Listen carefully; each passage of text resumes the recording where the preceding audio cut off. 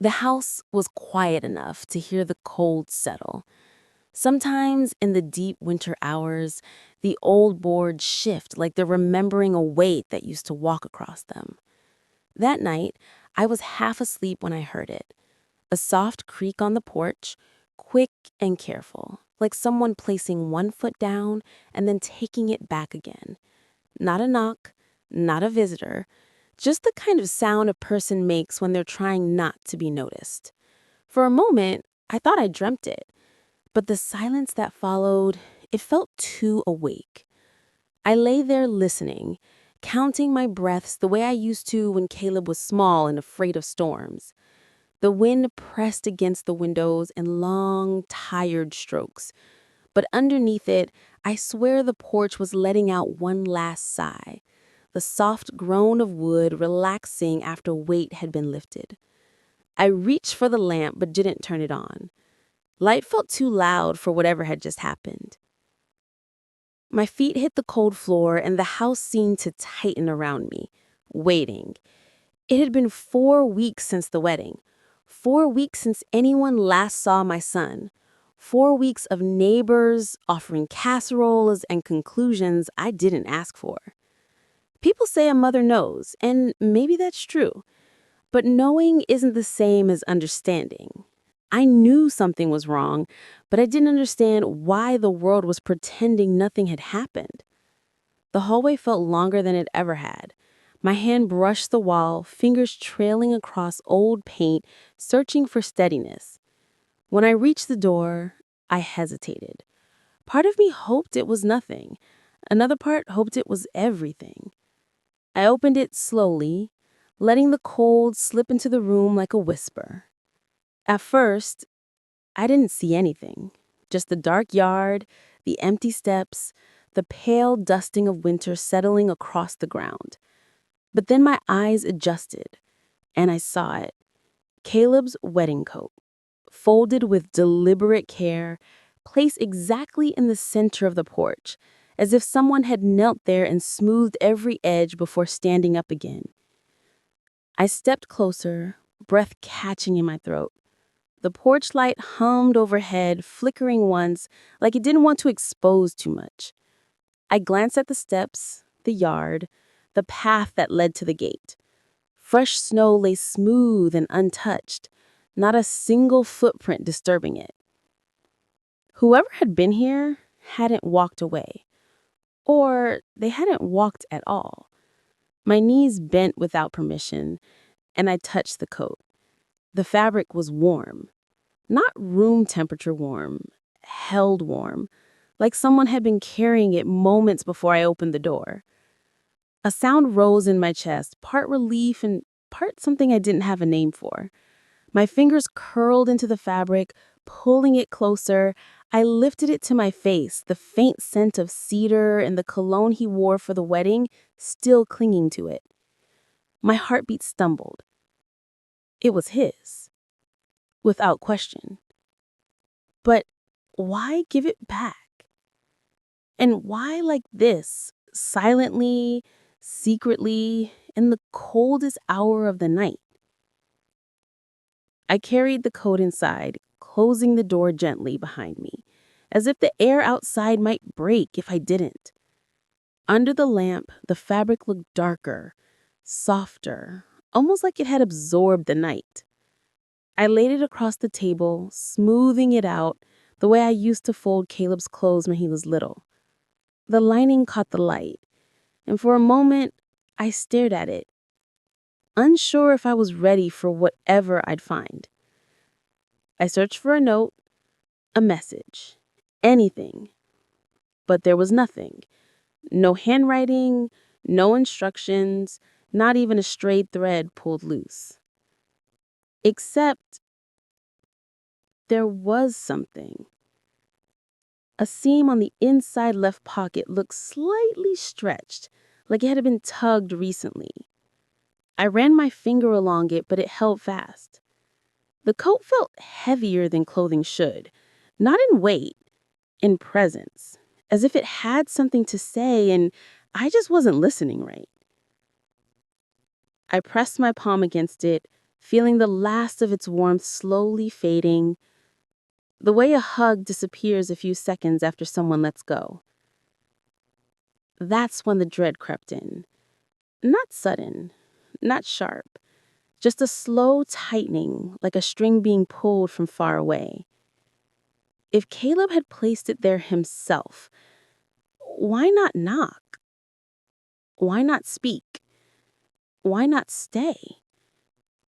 And if it wasn't him, then who knew where he'd been? Who had touched his things? Who had walked my porch in the dead of night, careful enough to not leave footprints? I remembered his face during the wedding, smiling for everyone but only with his mouth. His eyes were somewhere else, farther away than anyone realized, maybe even farther than I realized. A thought tried to form, but I pushed it back. Some things hurt differently when you name them. I carried the coat to the living room and draped it over the back of the armchair he always chose when he visited. The house looked strange with it there, like he just stepped out for a moment and might walk in again. The porch light flickered outside, casting a faint glow through the curtains. I stood there a long time watching that soft, trembling light, waiting for it to steady. It never did. Before I turned away, I whispered into the quiet room, "Caleb, what are you trying to tell me?" The house didn't answer, but something, somewhere, felt like it was listening. And I knew the coat wasn't a goodbye. It was a beginning, a sign, but not one I understood. Not yet. The house felt heavier once I brought the coat inside, as if it carried the night with it. I laid it across the kitchen table, and the fabric settled with a soft sigh, like it remembered the weight of my son's shoulders. The lamp flickered above me, casting a warm circle that didn't reach the corners of the room. Shadows stretched long and thin along the walls, listening more closely than I wanted them to. My fingers brushed the loose thread near the inside seam. I didn't remember ever seeing it before, and somehow that tiny unraveling felt louder than the wind outside. I stood there for a long moment, hands resting lightly on the edge of the table. The house was still, too still, the kind of quiet that makes you aware of your own breathing. The clock above the stove ticked in steady, patient beats, marking the seconds since that coat appeared on my porch, without footsteps, without reason. I pulled out a chair and sat down slowly, letting the wood groan beneath me. The loose thread tugged at my attention again. Tiny, harmless, but wrong. Caleb had always been particular about his things. Never let a button hang, never let a stitch loosen. I reached for my phone with fingers colder than they should have been. Scrolling Tamara's name felt like bending back a page I wasn't sure I wanted to reread. She picked up on the second ring, her breathing shaky like she'd been holding it for minutes before the call came. "Eleanor?" she whispered. Her voice sounded thin, paper-like, as if it might tear under the weight of a single word. "It's late," I said quietly, though neither of us acknowledged the real question beneath those words. Had she slept at all since the wedding? Had any of us? "I found something tonight," I told her. The kitchen light buzzed faintly, and I watched the shadow of my hand tremble on the table. "What do you mean?" she asked. Her voice faltered on the last word. It didn't fall. It faltered, like someone stumbling over a truth they didn't want to face. "It's his coat," I said. There was a pause so long it felt like the air around me tightened. The snow began to tap softly against the window then, a slow, steady rhythm, as if winter itself was waiting for her answer. "You're sure?" she finally whispered. As sure as a mother can be. Another silence. But this one was different, heavier. I imagined her sitting somewhere in that small apartment she and Caleb were supposed to build a life in. Lights dimmed, hands gripping something too tightly. "I haven't seen him," she said, and the words sounded like they hurt on the way out. My eyes drifted back to the coat, to the thread, to the still warm memory of it. Something inside me tightened. "When I mentioned the coat, why did you go quiet?" I asked softly. A breath hitched on her end. Barely audible, but enough. I just I just thought the coat was gone. That's all." She just breathed, too fast, too sharp. And outside the window, the first snowflake drifted down, slow and heavy, settling against the glass. "Mara," I said carefully, "is there something you need to tell me?" She didn't speak, but the silence felt like an answer. The snow had begun to fall harder now, thick flakes blurring the trees, softening the edges of everything. The world was muting itself, folding itself into white, the way someone might cover a wound. I touched the loose thread again. It came free too easily, like it had been cut, not pulled. A clean edge, a deliberate one. "Caleb didn't take this coat with him after the wedding," I said quietly. "He said he'd come back for it." "He did," Mara whispered. Then a sharp inhale as though the word slipped out by accident. "I mean, he said he might." She was lying. I could hear it in the way her voice folded, breaking in the middle like old paper. "What aren't you telling me?" She didn't answer. Instead, I heard a soft thud on her end, something being set down or knocked over. Then footsteps, a drawer sliding open, her breath catching. "Mara," I tightened my hand around the phone. "Mara, talk to me." The line went dead. I stood there in the hush of the falling snow, the coat still warm under my fingertips, the thread curled in my palm like a question I didn't want the answer to. And suddenly, I wasn't sure I wanted to know where they led. I walked slowly to the end of the hall, the staff member staying back as if afraid to cross whatever boundary the space held. The corridor ended at a narrow window, one I never noticed before. Its frame was cracked along the bottom edge, the glass slightly fogged from the cold. And on the sill, a scattering of snow. A thin line of white, delicate as breath. My heart stilled. Snow was falling outside, yes, but not in here. Not unless someone had opened the window.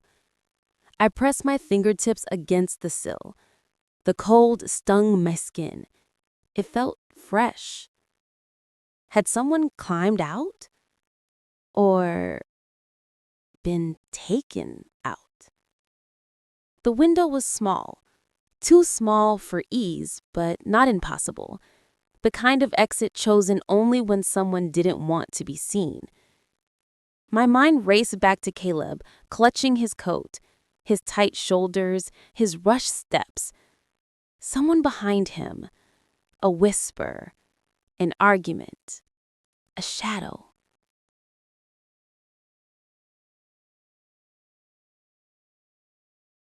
Someone who stood here. Someone who watched my house from the dark. Someone who waited until I went to sleep so they could walk right up to my back door and leave Caleb's coat behind. I held the cigarette butt in my glove, turning it slowly, studying the shape of an answer I didn't want. The paper was crushed, the filter darkened with a long, impatient drag, the kind of drag a man takes when he's cold. or nervous, or deciding something. The creek spoke beside me, a thick, dragging sound as the water moved beneath the thin shell of ice. It sounded tired, ancient, a place that had witnessed too many secrets carried along its current. The wind pushed against my back, gentle at first, then firmer, almost like it was nudging me to see something I kept trying to ignore. If someone watched my house, if someone stood here long enough to smoke and think and watch, then they knew exactly where I lived, exactly where I slept, exactly when the lights went off and when the porch grew dark. I lifted my eyes toward the house. From the creek, it looked small, vulnerable, soft enough to break in half with a whisper. A cold realization slid down my spine. Whoever brought Caleb's coat back didn't want to be seen, didn't want to talk, didn't want to answer any of my questions. They only wanted me to know one thing, that they could come this close. Close enough to touch my door, close enough to leave a message wrapped in fabric in silence, and close enough to disappear again before I even woke. I set the cigarette butt back in the snow as if returning something that didn't belong to me. The creek groaned softly, pushing against its own icy shell, trying to breathe. I stood there for a long time, listening to the slow rush beneath the ice, the kind of sound that felt older than any memory I carried. A thin gust of wind scattered loose snow across the creek bed, erasing the small indents where the cigarette had been. Almost like the morning was trying to swallow the truth before I could name it. I turned toward the house. Its windows stared back at me, quiet, patient, waiting for me to understand. Someone had stood here last night, watching, waiting, and whoever he wasn't finished. The house looked different the second time I walked up the steps. Not darker, just quieter, like it had folded in on itself overnight. Mara didn't open the door right away. I could hear her footsteps pause on the other side, a hesitation thick enough to seep through the wood. When she finally let me in, the curtains were still drawn, trapping the daylight in soft gray squares on the floor. Nothing moved. Not the air, not her. And then I saw it. A small corner of wood peeking out from under a folded blanket on the sofa. A box she hadn't meant for me to see. The living room held the same stale warmth as before, like the heater had been running too long with no one speaking to balance it out. Mara sat on the edge of the sofa, her hands clasped tight, her shoulders rounded inward as if she were trying to disappear into her own body. "I didn't sleep," she whispered. Her voice cracked around the truth she wasn't saying. My eyes drifted back to the blanket. It wasn't rumpled the way blankets usually are. It was tucked with intention. Careful, deliberate, hiding something that didn't want to be hidden. "May I sit?" I asked. She nodded, too quickly. Silence pressed between us, heavy, but oddly familiar. The kind of silence that used to form between Caleb and me when he was little, right before he told me something he didn't want to say out loud. I leaned forward, my fingers brushing the edge of the blanket. It felt warm, like it had been resting in her lap moments earlier. "Mara," I said softly, "what's under here?" She didn't answer. She didn't look at me. Instead, her breath hitched, One small sound that held every secret she tried to swallow. My heart tightened, not from anger, but from recognition. This was fear, not of me, but of whatever lived inside that wooden box. When she finally nodded, it was tiny, almost imperceptible, permission given through exhaustion, not trust. I lifted the blanket slowly, feeling her eyes on my hands instead of my face. The wooden box set in the dim light like an artifact dug up from the cold earth. Simple, hand-carved, its lid worn from years of touching. May I ask again? Another nod, another breath she didn't take fully. The hinges creaked softly as I lifted the lid. Inside, a stack of photos lay bound by a thin piece of twine. The edges curled slightly, the way old photos do when they've been handled too many times in secret. My fingers hesitated, not out of fear of what I'd see, but of the strange sensation that the photos already knew more than I did. The first image showed Caleb near the stable door at the wedding. His collared coat turned up, his shoulders tense, his face angled just enough to show worry stamped across his features. Another photo. Caleb speaking to someone. A man. Tall, leaning in too close. The shape of him was familiar, but blurred by motion. A half-captured figure caught between 1 second and the next.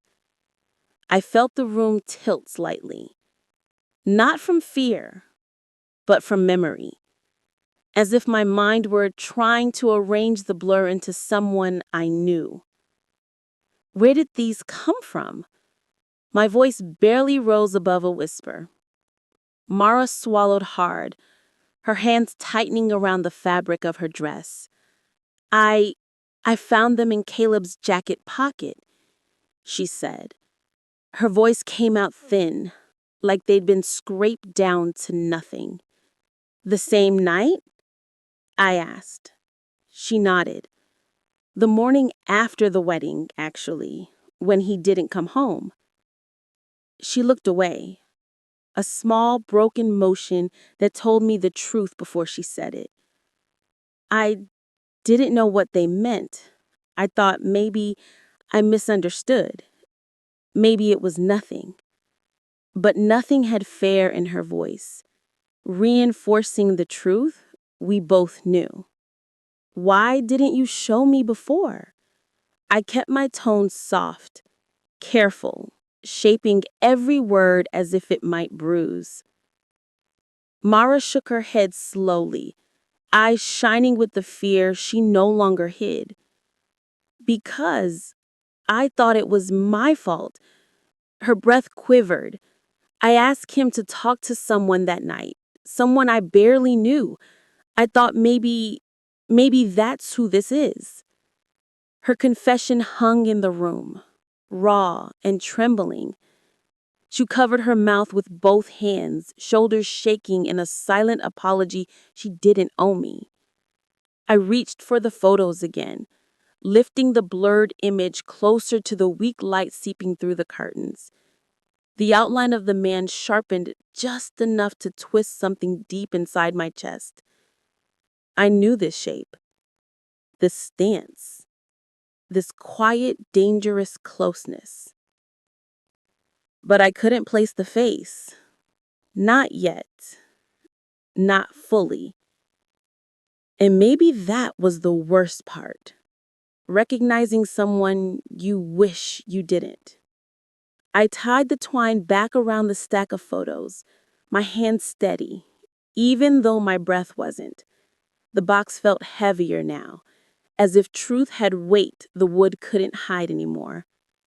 Mara stared at her lap, her shoulders small, her voice barely there. I didn't want to believe it. I still don't.